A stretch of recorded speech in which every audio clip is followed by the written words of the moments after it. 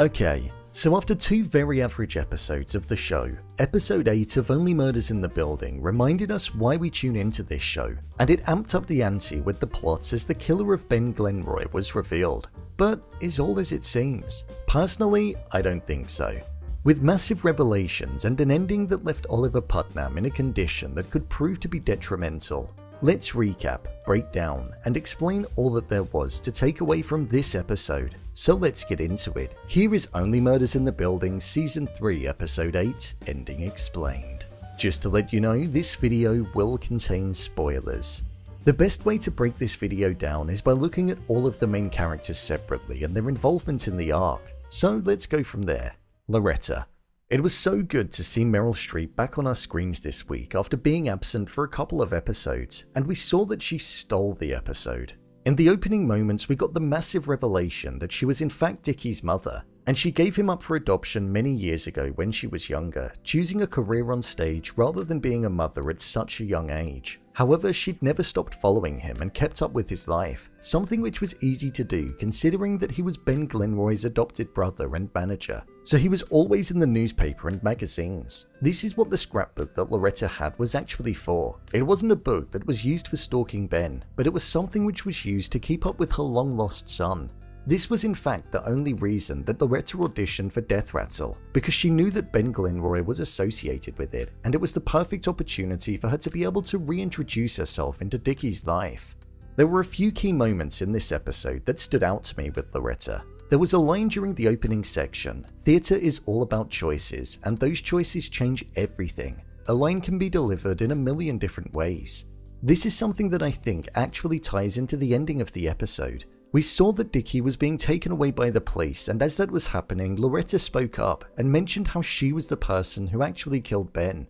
Personally, I don't think she did it. I think this is her almost using her acting abilities in order to convince the police that it was her when in actual fact it wasn't, tying back into what she said about a line being delivered in a million different ways.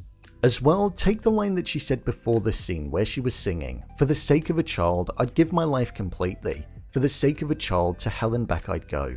I'll die before I'd ever let him go." This to me was very representative of the mindset that Loretta had, and the fact that she would most probably be willing to lie to the authorities if it meant that she could keep Dickie out of the firing line of questioning and as the main suspect.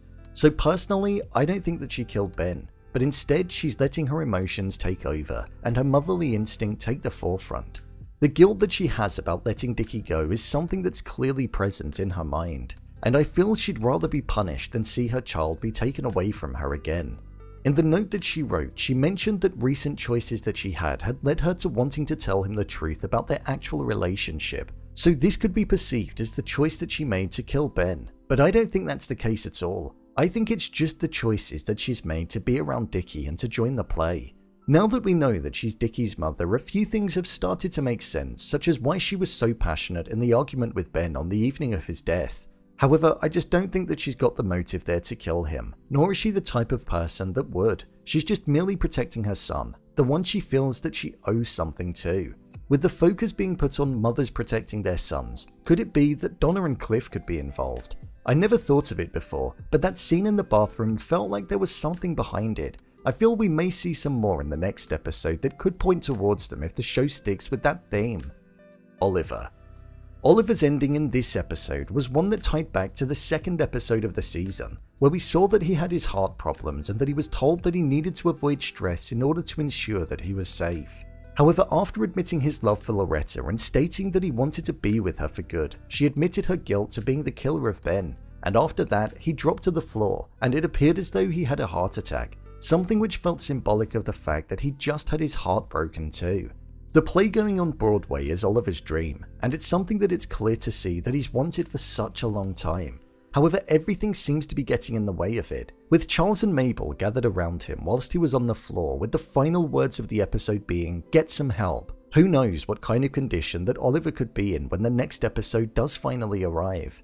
We saw that Mabel, Oliver and Charles were all pals again and were back as a trio, following the plan that Oliver and Charles devised in order to get the interrogations of all of the cast members filmed. This was so that they could analyze them and contribute to them getting closer to finding out who the main suspect of Ben's death would be. This is something that I think will prove to be beneficial in the next episode. With it being on Tobbert's GoPro, I do wonder if that has some kind of significance. Tobbert was one of the only main suspects to not be there today, so could that have some kind of importance? Mabel. Mabel took a bit of a backseat in this episode, but we saw that she was doing her sleuthing with Howard as he said that he heard a shredder on the night that Ben Glenroy was poisoned. Plus, Mabel found the poison. We saw KT using the shredder in episode 5 of the show, and now that we know that there was a document in there with the date of the murder on, it adds some significance to the fact that we were shown it a couple of episodes back. So if Howard manages to pull that off, then it will be some kind of miracle. Mabel agreed to allow Charles and Oliver back on the podcast following them working on their plan to get the interrogations filmed. And then, with that, the trio were back as a 3, which was nice to see, as their chemistry is something that's definitely been missing the past couple of episodes. They all shine when they're together, so I'm glad that they're now all back as one. Mabel was the one that realized that Loretta was Dickie's mother, so personally, I don't think that she's going to buy the fact that Loretta is the murderer, and I think she'll also think that she's just doing it to protect her son, but I guess we'll see what happens there. Charles.